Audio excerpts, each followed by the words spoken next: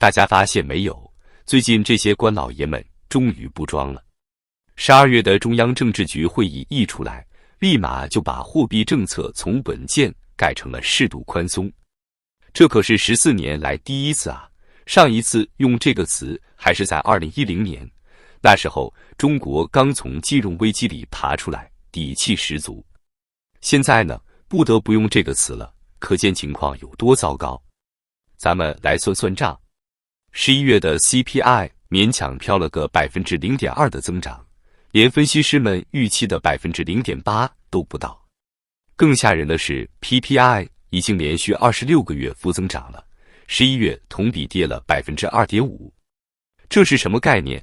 就是说中国的工厂、矿山、农场卖东西的价格越来越低，已经跌了2年多了。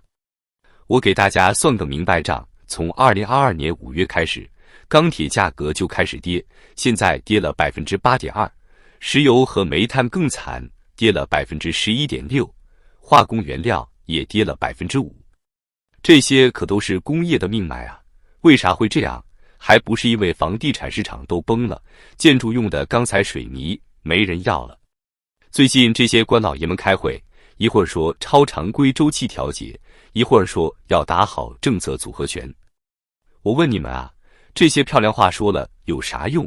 现在中国 70% 的家庭资产都在房地产上，房子跌了，老百姓的钱都蒸发了，谁还敢去餐馆吃饭？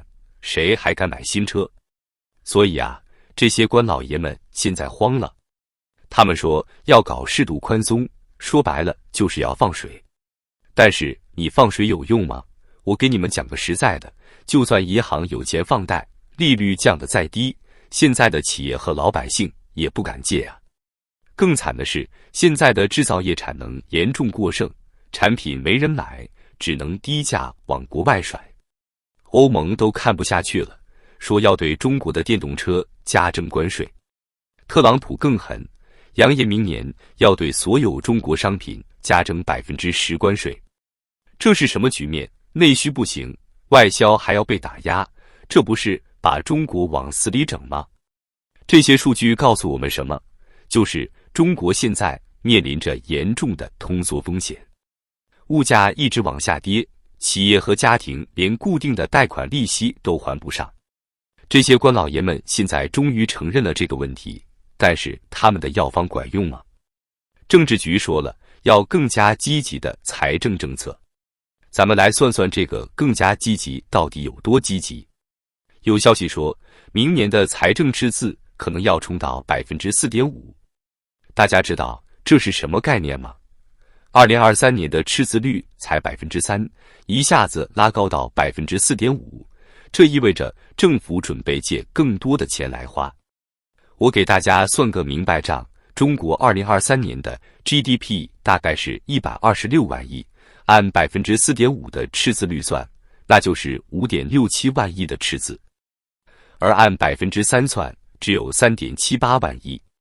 也就是说，明年光赤字就要多花 1.89万亿，这么大手笔的放水，说明经济确实是病得不轻。更吓人的是，11月份国务院还说要在未来5年内投入10万亿元处理地方债务。大家别被这个数字唬住了，我给你们扒一扒这背后的真相。中国地方政府的隐性债务，据国际投行估算，至少有60万亿。你拿10万亿去填60万亿的坑，这不是杯水车薪吗？而且啊，这10万亿还得分5年用，平均每年2万亿。一个省一年能分到多少？中国31个省份，一个省平均每年才600多亿。河南光郑州一个城市的隐性债务就超过1万亿，这600亿连塞牙缝都不够啊！再说股市，官老爷们说要稳住股市。好啊，这话一出来，港股恒生指数立马就涨了 2.8%。但是你们想过没有，中国家庭的资产里，股票占比连 2% 都不到。你把股市往上拉，对老百姓的钱包有多大影响？最近这些政策放出来，很多人说中国要开启强刺激了。我问问你们啊，强刺激真的能解决问题吗？现在中产家庭都在还房贷，年轻人找工作都难，失业率居高不下。你放再多水，老百姓敢花钱吗？银行今年贷款投放的数据就说明了问题。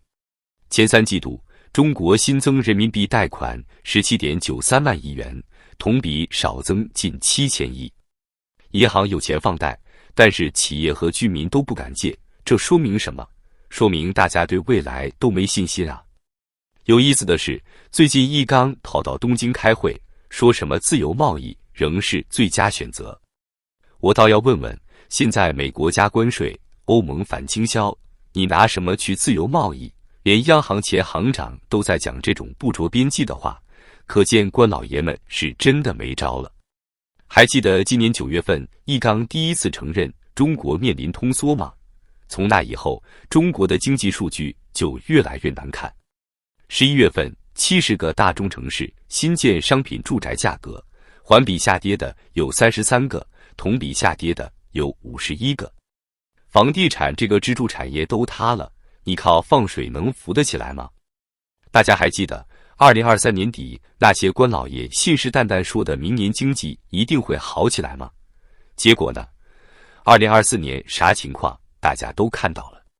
现在他们又说要打好政策组合拳，我们来算算这拳到底能打多重。首先咱们看投资，政府说要超常规周期调节，但我给大家翻翻过去的数据。2024年1至11月，中国固定资产投资总额才增长 2.9%， 这是什么水平？2019年可是增长 5.4% 啊！你现在投资增速连过去的一半都不到，光靠喊口号能解决问题吗？再来看消费，最近几个月的数据真是触目惊心，社会消费品零售总额同比增长仅 4.7%， 扣除价格因素，实际增长 2.1%。而2019年这个数字是 8% 以上。大家想想，现在1、2线城市的年轻人每个月工资3、4万，结果房贷就要还2万，剩下的钱除了吃饭还敢消费吗？更让人担心的是外贸。特朗普说要对中国商品加征 10% 关税，欧盟也要对新能源车下手。我给大家对比一下中国对美出口数据，2023年对美出口 3.1 万亿元，同比下降了 13.8%。明年要是再加征关税，这个数字还得往下掉。有人说没关系，不是还有新兴市场吗？我问你们啊，东南亚那些国家能买多少？他们的 GDP 加起来还不如中国一个广东省呢，指望他们来拯救中国外贸，这不是做梦吗？说到底，问题的根源在哪里？就在房地产这个定时炸弹上。据我统计，2024年百强房企销售额同比暴跌超过 30%。中国烂尾楼保守估计有900万套，这还是按官方口径算的。外媒说有2000万套，这数字吓死人。而且你们发现没有，最近这些房企的债务问题越来越严重。某龙头房企2024年净亏损超过1000亿，这样的企业还有好几个。他们欠银行的钱还不上，银行的不良贷款率就会上升，整个金融体系都会受影响。说句不好听的，现在政府已经没有子弹了。地方政府债务高企，银行不良贷款率上升，制造业产能过剩，外贸遭遇封锁，这些问题哪一个是放水能解决的？所以2025年中国经济很可能会迎来至暗时刻。不过在那之前，大家还是要做好过苦日子的准备。毕竟现在的问题不是靠喊几个口号放点水就能解决的，普通老百姓还是得把钱袋子抓得紧一点。